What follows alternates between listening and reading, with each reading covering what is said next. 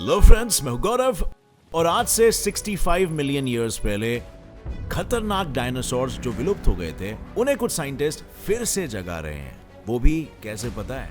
Chicken की मदद से। लेकिन कैसे? इसका जवाब जानने के पहले चांद तो हमारी पृथ्वी का इकलौता नेचुरल सैटेलाइट है ना? अगर वो पृथ्वी का नेचुरल सैटेलाइट नहीं होता तो वो क्या होता? अगर इसके जवाब की एक छोटी सी झलक मैं आपको दूं तो आज पृथ्वी पे एक भी जीव का नामो निशान नहीं होता। और अब सबसे बेहतरीन और गूगल को पूछे जाने वाले मेजर सवालों में से एक सवाल जिसका जवाब सब जानना चाहते हैं बट किसी के पास कुछ एक्यूरेट जवाब नहीं है, वो ये है कि डज साइज मैटर्स? क्या आपके छोटे सिपाही के बड़े या छोटे होने से कोई फर्क पड़ता है या फिर नहीं? इन सारे सवालों के जवाब आज हम जानेंगे हमारे आज के आस्क जीएसएफ के इस वीडियो में। सो चलो फिर let's start with question number 1। आज का हमारा पहला सवाल है, what is it like to work with for a cat boss? I know ये सवाल सुनकर ही आपको करने का मन कर रहा होगा, बट ब्रो नॉट किडिंग, कैटबॉक्स नाम की एक रोमानियन कंपनी जो कस्टमाइज गिफ्ट्स और प्रेजेंट्स वगैरह बनाती है, उसने लिटरली एक बिल्ले को मैनेजर के तौर पर अपॉइंट किया है। इस पोस्ट के लिए कई महीनों तक करीब 700 से भी ज्यादा बिल्लियों के जॉब एप्लीकेशंस को छांटा गया और तब जाकर फाइनली कैटबॉक्स की हाई सीट को संभालने के लिए एक कुशल दावेदार उन्हें मिल पाया। एक खड़ूस सा दिखने वाला ग्रे कलर का बिल्ला जो हर वक्त किसी बॉस की तरह शक्ल बनाए घूरता है। खैर, इसमें कमाल की बात पता है क्या है? इस बिल्ले का नाम भी बॉसू लिखा है या फिर शॉर्ट में बॉस। मतलब भाई साहब अपने नसीब में लिख कर ही लाए थे कि बॉस बनने वाले हैं, शक्ल भी बॉस जैसी और नाम भी बॉस जैसा। मेरा मतलब है बिल्ला काम क्या करता है बिल्लियों को ताड़ने के सिवाय? इस कंपनी की स्पोक्स पर्सन एंड्रिया जॉर्जेस्कू के अनुसार बॉस का पहला काम तो है सुबह जल्दी उठकर अपने एम्प्लॉइज को इंस्पायर और मोटिवेट करना, क्योंकि वो भले ही शक्ल से खड़ूस दिखता हो, उन्हें हमने कई बार बेंच या वॉल जैसी इनएनिमेट ऑब्जेक्ट्स को तक कडल करते वक्त देखा है, जिससे ये साबित होता है कि वो सीक्रेटली काफी लविंग किस्म का बॉस है। लेकिन क्या उसका सिर्फ यही एक काम है? जी नहीं, बॉस मोटिवेशन के अलावा कंपनी के प्रोडक्ट्स की पैकेजिंग पर भी ये बॉस एक नजर रखता है कि कई कस्टमर प्रोडक्ट मिलने पर डिसअपॉइंट ना हो। साथ ही वो कंपनी के ऑफिशियल फेसबुक पेज पर ब्रांड एंडोर्समेंट का भी काम करता है, जिसके बाद अकॉर्डिंग टू रूमर्स वो फ्रीक्वेंट कैटनैप्स लेता है, फिर से तरोताजा होने के लिए। नाउ आई नो ये कंपनी के पॉलिसी हैंडबुक के खिलाफ जा सकता है, बट कम ऑन, अगर आप सुबह जल्दी उठते हो तो थकावट तो लाजमी है। खैर, बॉसुली का इकलौता ऐसा बिल्ला नहीं है जिसे नौकरी मिली है।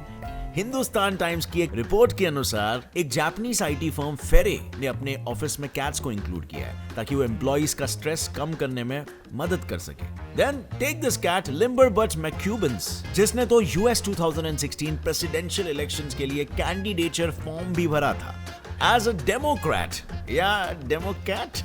But wait, isn't this annoying कि दूसरे देशों में बिल्लियों को तक चुना जा रहा है इंपॉर्टेंट कामों के लिए, और यहाँ इंडिया दुनिया का तीसरा सबसे बड़ा स्टार्टअप इकोसिस्टम होने के बावजूद भी यहाँ पर अनएम्प्लॉयमेंट रेट 8% से भी ज्यादा है।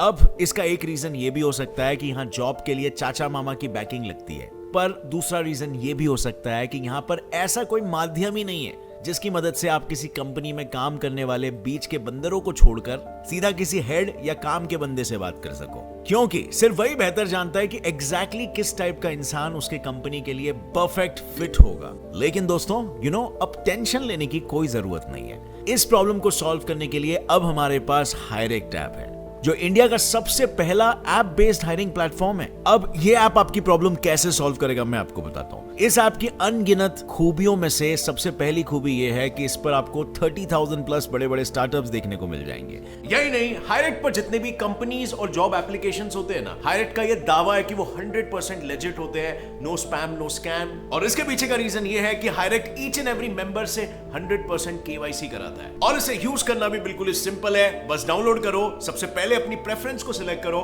फिर किस सेक्टर में आप काम करना चाहोगे वो सिलेक्ट करो, अपनी प्रोफाइल बनाओ और अंत में क्रिस्प सा बायो लिख दो, और बस हायरेक्ट का एआई सिस्टम एडवांस टेक्नोलॉजी की वजह से आपके प्रेफरेंस के हिसाब से आपके लिए जॉब्स ढूंढकर आपके सामने परोसेगा। और सबसे इंटरेस्टिंग बात मुझे पर्सनली इस प्लेटफॉर्म की लगती है कि यार ये सारे कम्युनिकेशन चैनल ओपन कर देता है डायरेक्टली कंपनी से। मतलब आप सीधा कंपनी के वीपी, कंपनी के रिक्रूटमेंट मैनेजर या इवन फाउंडर से डायरेक्टली बात कर सकते हो, उनसे पूछ सकते हो कि आपके कंपनी के वैल्यू यूज किया है और आपको किस टाइप के कैंडिडेट चाहिए, ताकि आप पहले ही जान सको कि क्या आप उस जगह के लिए एक परफेक्ट मैच हो कि नहीं। और जैसे आपको पता है स्टार्टअप्स को हमेशा एम्प्लॉयज की जरूरत होती है, वहां पर वर्क करके आप बहुत ही नॉलेज, लर्निंग और एक्सपीरियंस गेन कर सकते हो और अपने करियर को आगे बढ़ा सकते हो। सो रुके क्यों हो, go and download Hirect now, link is in the description and have a happy job searching. चलो फिर अब बढ़ते हैं हमारे अगले क्वेश्चन पे, जो है how scientists are making dinosaurs from chicken. अब साइंटिस्ट चिकन से ही डायनासोर क्यों बना रहे हैं, इसका जवाब हमें दिया साइंटिस्ट जैक हॉर्नर ने, जो मोंटाना स्टेट यूनिवर्सिटी में पेलियंटोलॉजी के प्रोफेसर और लीड साइंटिस्ट है। उन्होंने 2009 में एक बुक पब्लिश की थी जिसका नाम है how to build a dinosaur. उस किताब में उन्होंने कहा था कि चिकन और एलिगेटर्स दोनों डायनासोर्स के एवोल्यूशनरी डिसेंडेंट्स है, यानी इन दोनों के डीएनए में डायनासोर्स का इनएक्टिव डीएनए है, जिससे एक्टिव करके डायनासोर्स को वापस लाया जा सकता है। Yes, it is possible.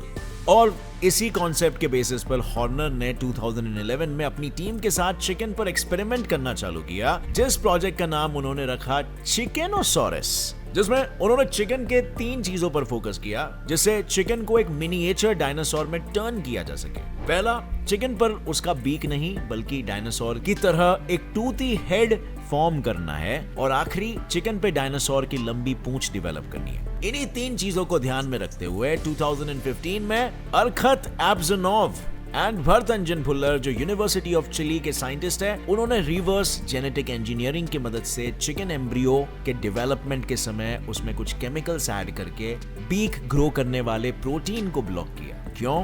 क्योंकि उन्होंने पहले ये ऑब्जर्व किया कि क्रोकोडाइल्स के पास स्नाउट होता है और बर्ड्स में बीक, जबकि दोनों भी डायनासोर के वंशज है। तब उन्हें यह पता चला कि एम्ब्रियो स्टेज में जो फेस के स्ट्रक्चर को बिल्ड करते हैं प्रोटीन्स, वो क्रोकोडाइल में बहुत ही कम या ना के बराबर होते हैं और बर्ड्स में ज्यादा होते हैं, और इसीलिए उन्होंने डजन्स ऑफ चिकन एम्ब्रियो के डेवलपमेंट स्टेज में उन प्रोटीन्स को सप्रेस कर दिया और आउटपुट देखा।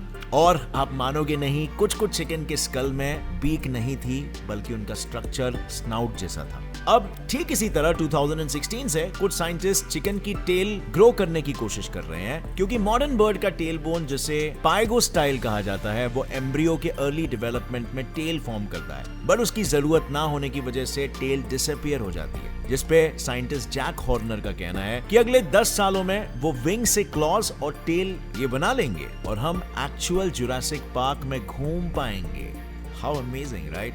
अब आप बताओ, जो हमेशा के लिए सो चुके हैं उन्हें फिर जगाना सही होगा क्या? मुझे इसका जवाब नीचे कमेंट सेक्शन में बताना। तब तक के लिए हम बढ़ते हैं हमारे दूसरे सवाल की ओर, जो है what would be the difference on earth if the moon was never formed. मतलब क्या होता अगर चांद कभी बना ही नहीं होता। 2011 में नासा एम्स रिसर्च सेंटर के साइंटिस्ट ने इस टॉपिक पे कुछ एक्सपेरिमेंट परफॉर्म किए, जिसमें ये सामने आया कि अर्थ के पास चांद के ना होने से आज पृथ्वी पे इंसानी सभ्यता का जन्म नहीं होता। लेकिन आखिर कैसे, यही शायद सोच रहे हो ना? तो देखो, सबसे पहले तो ओशन लाइफ और अर्थ के मैग्नेटिक फील्ड पे इफेक्ट होता। हमारे मून की ग्रेविटी अर्थ को उसकी तरफ पुल करती रहती है, जिससे अर्थ के ओशन और सी में टाइड्स आती है। ये तो हमें स्कूल से पढ़ाते आए। लेकिन सिर्फ पानी नहीं, मून का ग्रेविटेशनल फोर्स पृथ्वी के अंदर मौजूद लिक्विड क्रस्ट को भी अपने तरफ खींचता है, जिससे वो मूव होते रहता है, यानी एक्टिव रहता है। अब अगर क्रस्ट एक्टिव नहीं रहेगा तो अर्थ की मैग्नेटिक फील्ड चली जाएगी, और अगर वो नहीं रहेगी तो सन से आती हुई सोलर विंड्स अर्थ को भी मार्स की तरह बंजर बना देगी। सेम उसी तरह अगर टाइडल वेव्स फॉर्म ना हो तो उससे ओशन लाइफ पे भी बहुत असर होगा, क्योंकि इन टाइडल वेव्स के मूवमेंट्स के कारण न्यूट्रिएंट्स और ऑक्सीजन ओशन में डिसॉल्व होते हैं, जो ओशन लाइफ के लिए बहुत जरूरी होता है। अगर टाइड्स नहीं होगी तो ऑक्सीजन पानी में डिसॉल्व होगा ही नहीं, और अगर वो नहीं हुआ तो ओशन लाइफ खत्म हो जाएगी। सिंपल। अब दूसरा जो मेजर इफेक्ट होगा ना, वो है स्टेबलाइजेशन। मून जो सबसे इंपॉर्टेंट काम करता है वो है हमारे अर्थ को स्टेबलाइज करना। मून के ऑर्बिट और अर्थ की ग्रेविटेशनल पुल के कारण अर्थ 23.4 डिग्री टिल्ट हो गई है, और यही टिल्ट, जिसे हम एक्सियल टिल्ट भी कहते हैं, हमारे अर्थ को उसके सीजन्स देते हैं, मौसम। तो होता क्या है ना कि अर्थ और बाकी के प्लैनेट उसके एक्सिस पे रोटेट करते हुए वॉबल करते हैं, यानी भौरे की तरह आड़े टेढ़े रोटेट होते हैं। पर लकीली हमारा मून अर्थ पे होने वाले किसी भी फ्लक्चुएशन को उसके ग्रेविटेशनल पुल से काउंटरैक्ट करता है, और अर्थ एक ही एक्सिस पर स्टेबल पोजीशन में ऑर्बिट करते रहता है। तो अगर मून नहीं होगा तो वीनस, मार्स और जुपिटर के ग्रेविटेशनल पुल एक वजह से हमारे अर्थ को अनस्टेबल बना देंगे। जिससे अर्थ के सारे सीजन्स खत्म हो जाएंगे, यानी किसी भी जीव का पनपना यहाँ पर इम्पॉसिबल हो जाएगा। एंड फाइनली स्टेबलाइजेशन की तरह मून का एक मेजर इफेक्ट है जो है स्पीड। साइंटिस्ट का ये कहना है कि अर्थ मून फॉर्म होने से पहले ही आज से 3 से 4 गुना ज्यादा स्पीड में ऑर्बिट करता था। मतलब सोचो, हवा की स्पीड 3 से 4 गुना से और ज्यादा बढ़ जाती है हमारे वातावरण में, यानी हमेशा स्टॉर्म्स और टाइफून्स जैसा माहौल होता है यहाँ पर, जिसमें पेड़ तक उग नहीं पाते, यानी किसी भी जीव का पनप पाना इम्पॉसिबल इंटू 1000 हो जाता। अब आते हैं भाई लोग उस सवाल पर जो गूगल पर पूछे जाने वाले टॉप 10 मोस्ट सर्च क्वेश्चंस में आता है, डज साइज मैटर? और इस सवाल का जवाब है नो, इट डजंट मैटर। पर आप जिस तरह से सोच रहे हो ना, उस तरह से नहीं। तो सवाल ये है किस तरह से। अब वो जानने से पहले ये जान लेते हैं कि ये सवाल आया ही कैसे।